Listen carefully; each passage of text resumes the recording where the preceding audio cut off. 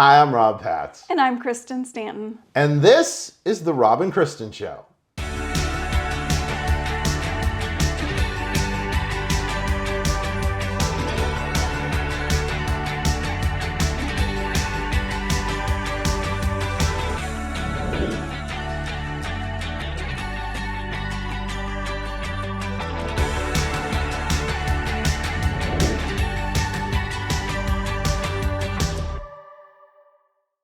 Welcome to another edition of the Rob and Kristen Show.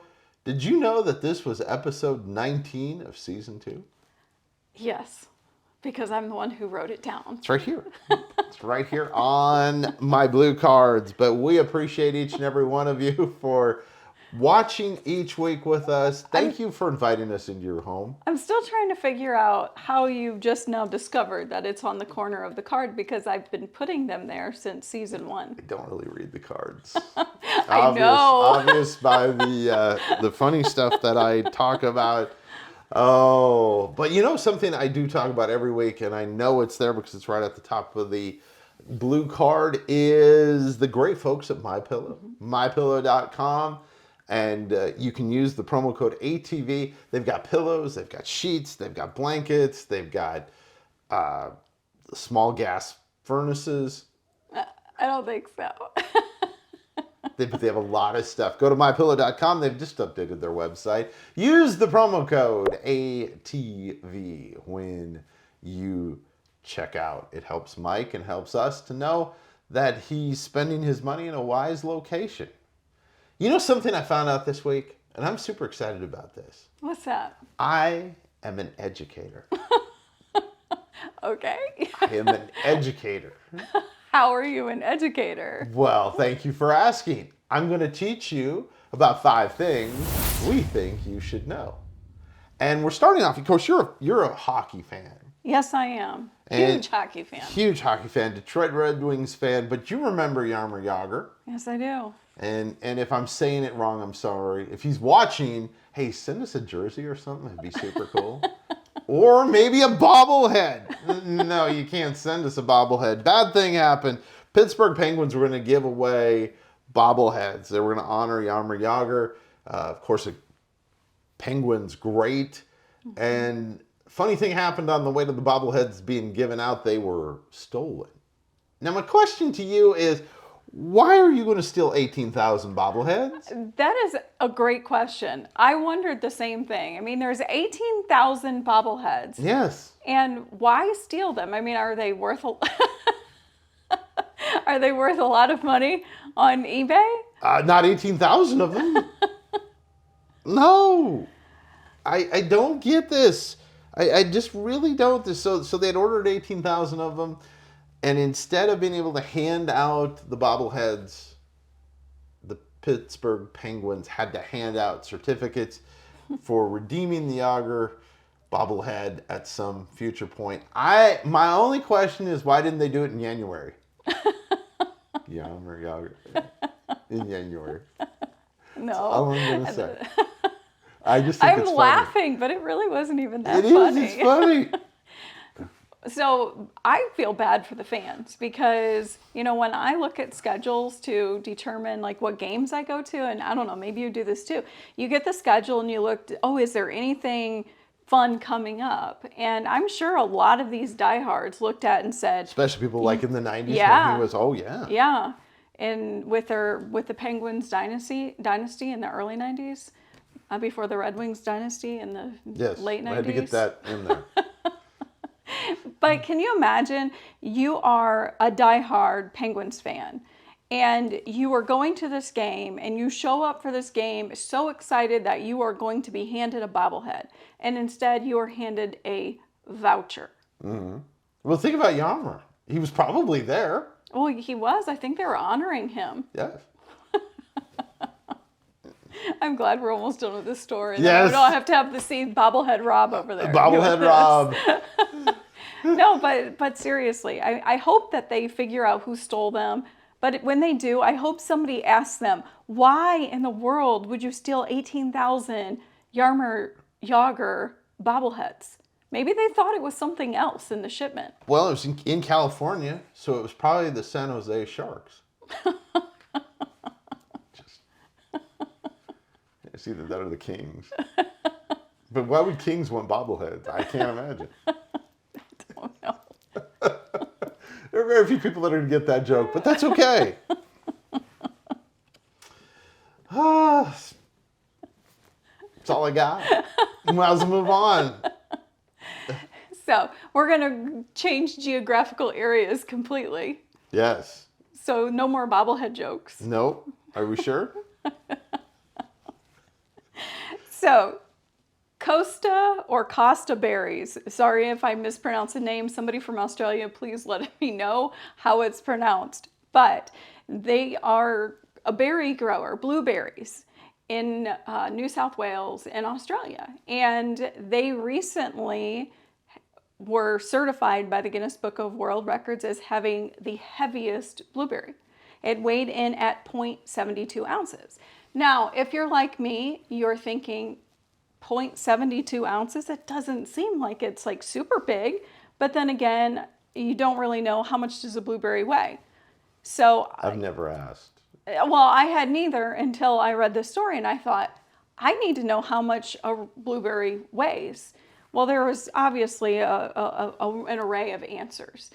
But the one thing that I could say is that 1 cup of average size blueberries, 1 cup of average size blueberries weighs right around 5.4 ounces.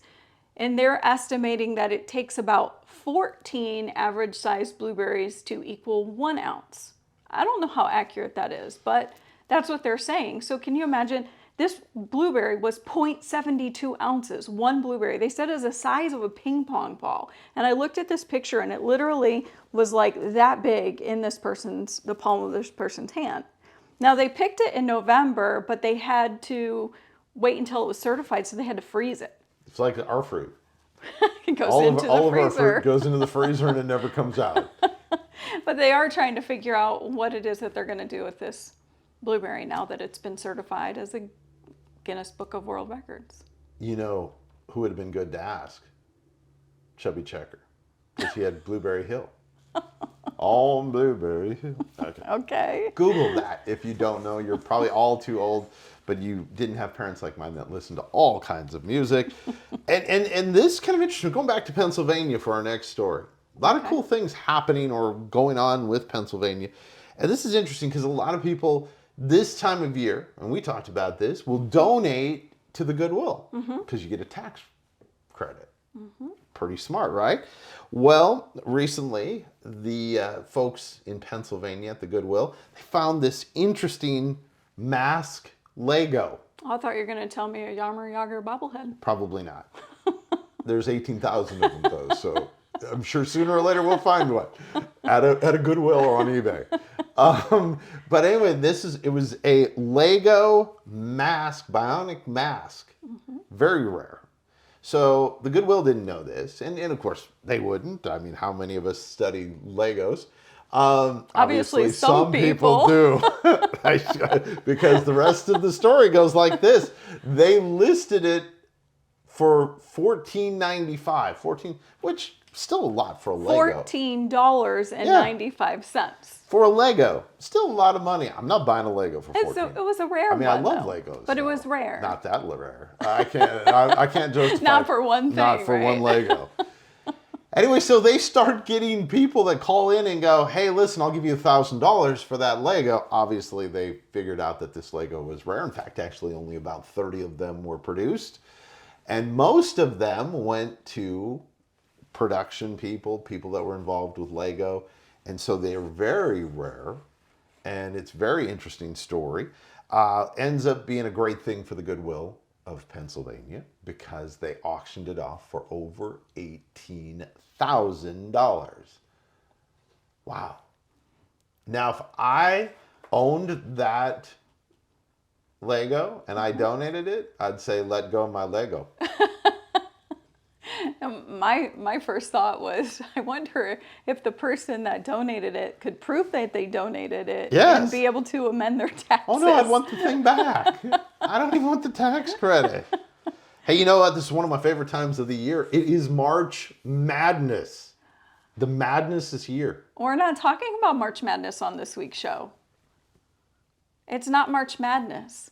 Huh. It's March Meowness. Okie dokie. No, March Meowness. It is a thing. Go look it up. There is a library in Massachusetts that decided that it wanted to do something during the month of March to clear out some old library fines, some overdue fees for its youngest patrons. Mm-hmm. So they came up with this drive to say, hey, during the month of March, if you bring in a picture of a cat, now it doesn't have to be a picture of your cat.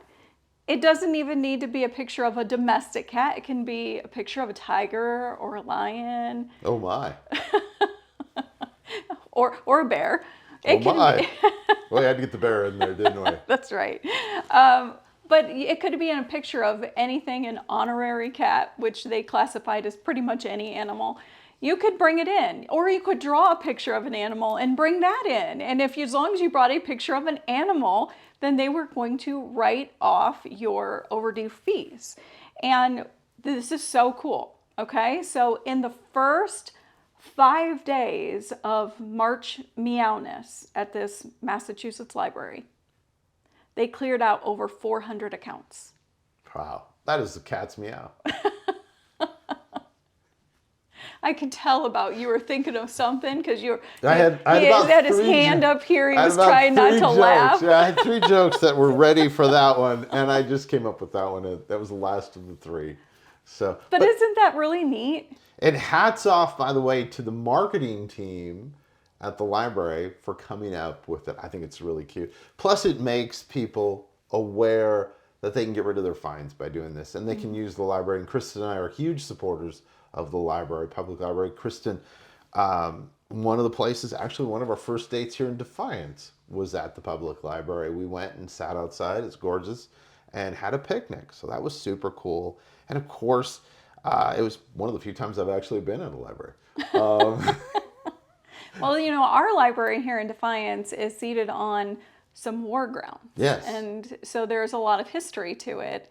And so it's not just the library, but it's also the grounds. And so I wanted you to see some interesting artifacts from some of the wars. Was incredible. It was awesome. In fact, talking about wars, off the South Florida coast, this is an interesting thing. It's a British warship that was discovered. It was originally discovered in 93. They've now verified it. It's the HMS Tiger. And this ship was sunk in 1742. So it's taken a while. They found it. So even some of the cannons are still there, about 500 feet from the wreckage that they found. It's a very interesting story about a time in history and a very interesting background. So this ship was originally built in 1647. And then during 1742, right? Mm-hmm. 1742, it was patrolling off the coast of South Florida in the War of Jenkins' Ear. Now, I think that's just such a strange name for a war. I should have gone and done some research because I don't remember. Here's what happened. It was a long war, and they were running out of things. The captain had to name it, and Jenkins walked by and went, "This is the Battle of Jenkins' Ear." I'm believing that's what happened. So now if you're a historian, you can email us or contact us on the app and tell us about the War of Jenkins' Ear. So no, but it is interesting because it was a battle between Britain and Spain, and this ship was patrolling the coast, and it ran aground of some reefs. And if you've ever been in southern Florida, you know the reefs are pretty heavy out there. Mm-hmm. And so they obviously, like you said, they discovered it in 93, but they've just now verified that. And so, of course, you know, international law declares that it is British property. Just think, they can now wax about Jenkins' Ear. You're I'm here all week. I think that I'm going to have to put in ba-dum. I think so. I think there definitely should be. But we love history. We love that kind of stuff. So we appreciate the stories. Of course, it's 5 things we think you should know. You know, one of the neat things over the last 3 weeks have been your interviews that you've done with different authors, and it's been really well received, and we've just had a great time with those. This week, I got to sit down with the great folks from Alabaster House. If you've not heard about Alabaster House, we're going to talk a little about it. Also, coming up this week on the Rob Patz Project, you can see the full interview, but we're going to toss it over to me right now. Hey, I am here with my new friend who I'm super excited for her to share her ministry with you. Her name is Kimberly Ganau, and Kimberly has a amazing ministry called Alabaster House. Kimberly, I want you to take a few minutes and share about Alabaster House. Thank you, Rob. It's an amazing opportunity to be here with you. And we are so grateful to be able to share what God is doing in our nation. And so Alabaster House is a 501c3 nonprofit, and we have been coming alongside really these key leaders, members of Congress, congressional spouses. We work with not only the often the elected leader, but also the spouses. So it's a very difficult situation when you have a lot of travel coming and going. As you know, members are required to be here in DC at a specific time to make those votes. And a lot of times their spouses do not travel with them, or there's a handful of some of them that do. And so when they are in town, we really like to connect with them and also minister to them as a congressional couple. Not just those that serve in office. So we serve as a spiritual resource to elected leaders and their families, government leaders. They don't necessarily have to be elected, but most are. We're in all 3 branches of government. We also work with governors and the first spouses, which are the spouses of the governors. And so serving as a spiritual resource, and we do that with 3 main points: confidential prayer, biblical devotions, and friendship. So that really is how we serve our nation. So tell me and our viewers a little bit about how Alabaster House started in the vision that started that. It was interesting because I was first hired on by a prominent evangelical, and he had a vision to really reach and impact our leaders. And so that's really how I first started with Dr. D. James Kennedy. And so that's just a fabulous opportunity. I was one of the first Capitol Hill liaisons in that office. Really? So really people say, well, what is that? How do you reach Capitol Hill? And people understand missions to, let's say, a third world country or, something like this, but missions to government leaders. Now that perplexed people, but it really is a lot of just when these leaders get into these significant places of influence, what often happens is there are fewer places where they can just be themselves, not their title.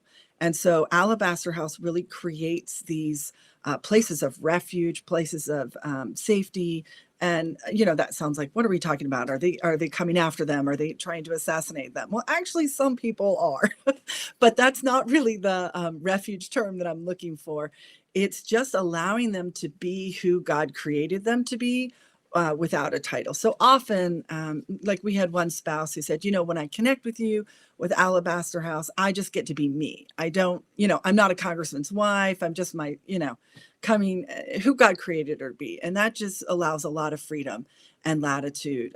You need to be genuine and have the opportunity to share freely, or else things just get really, toxic or bottled up. And so we really do provide that opportunity to pray for them and to encourage them and just who they are. So without their title. So it can be very powerful.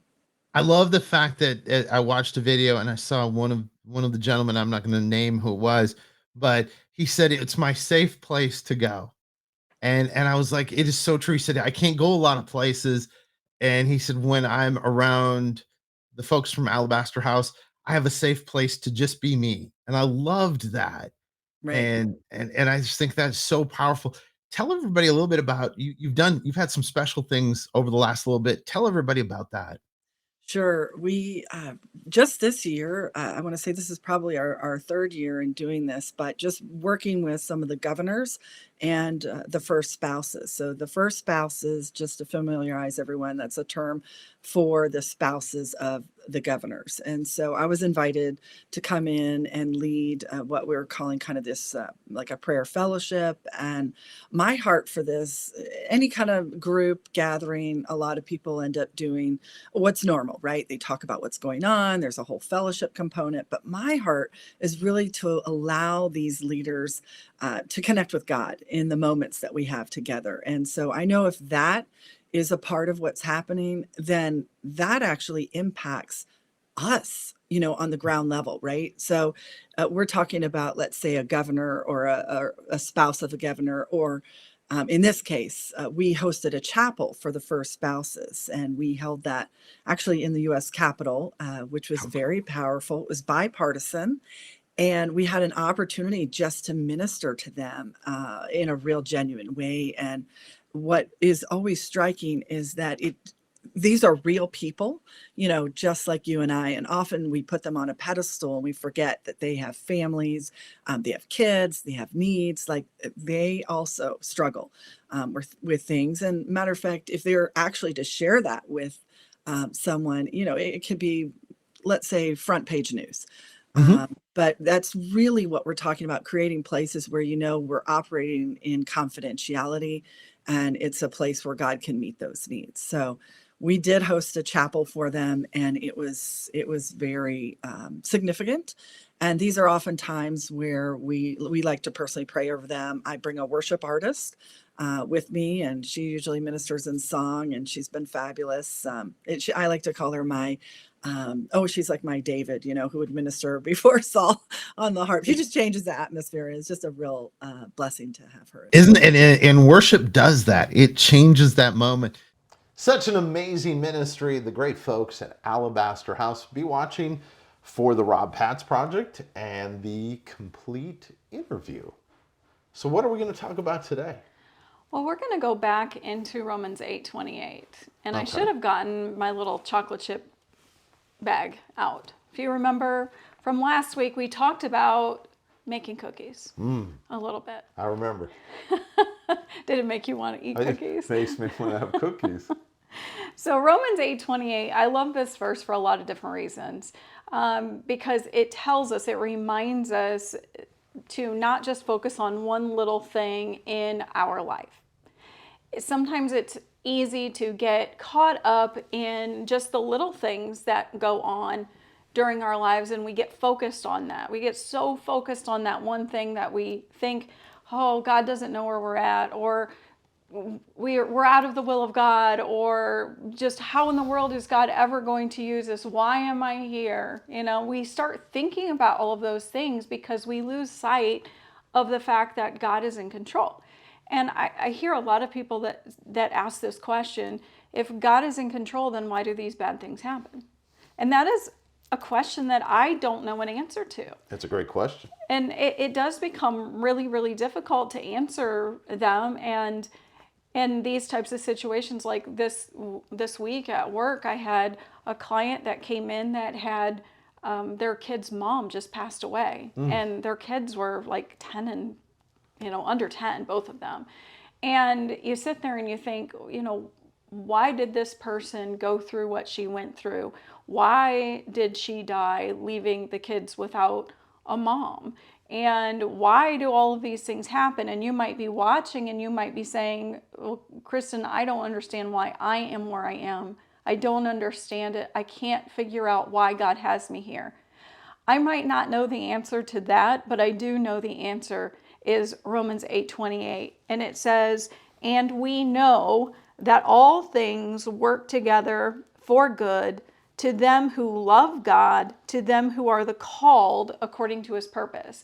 And we talked a little bit about this last week with that bag of chocolate chips. And, we were talking about making cookies. And this was the best example. So if you missed it last week, I'm going to talk about it a little bit right now. If you're if you have all of these ingredients out on your kitchen counter and you just randomly tell somebody without a recipe, you just randomly tell somebody, hey, there's all these ingredients here, make something. What they're gonna look at it is they're gonna say, I have no idea how all of this stuff goes together. I have no clue. What do you want me to make? What am I supposed to be making? And in the hands of the right person, though, somebody would walk in, maybe that's a baker, and would see all of that stuff there and say, I know, I can make chocolate chip cookies. And they know the exact proportion of the exact ingredients that they need to use. They know the exact temperature that they need to go into the oven at, the exact length of time that they need to bake at in order to produce the most perfect chocolate chip cookie. Yum. But we look at all of these random, what we think are random things that go on in our lives, and we look at it and we think, I don't know what I'm supposed to do with all of this stuff.